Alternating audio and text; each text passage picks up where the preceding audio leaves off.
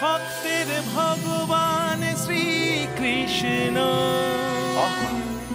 অনবদ্য রণকৌশল কৃষ্ণের। কেবলমাত্র একটি বাণের আঘাতেই মুরের মস্তক ছিন্ন হয়েছে বিষ্ণুদেব। তার মানে নরকাসুরের সব থেকে বড় শক্তি তার সেনাপতি মুর শ্রীকৃষ্ণের হাতে পরাজিত হয়েছে।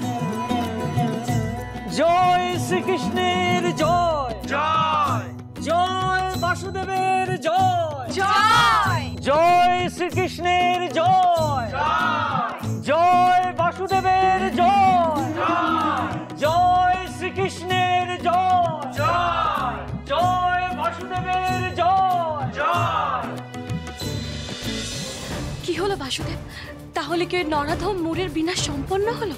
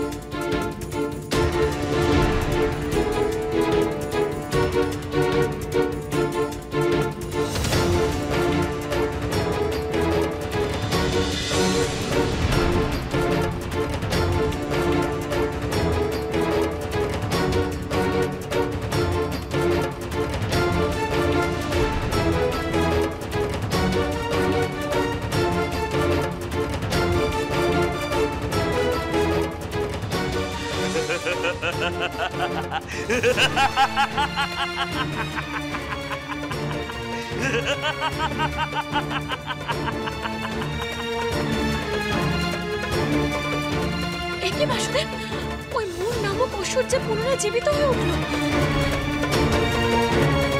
তার 5টি মস্তক সৃষ্টি হলো কিভাবে?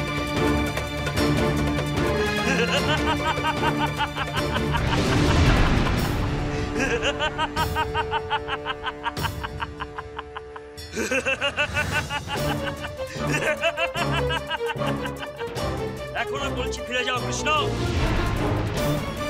আমার প্রভু নরকাসুরের কাছে কান ভিক্ষা করে তারকায় ফিরে যাও। এই মহাবলী মূর্খকে হত্যা করা তোমার কর্ম নয় বাসুদেব। তোমার সকলে যে বীর বলে প্রচার করে তা মিথ্যে প্রচার মাত্র, আর কোনো সত্যতা নেই। বেশ, এত বড় সাহস তোমার? তবে এই দেখো,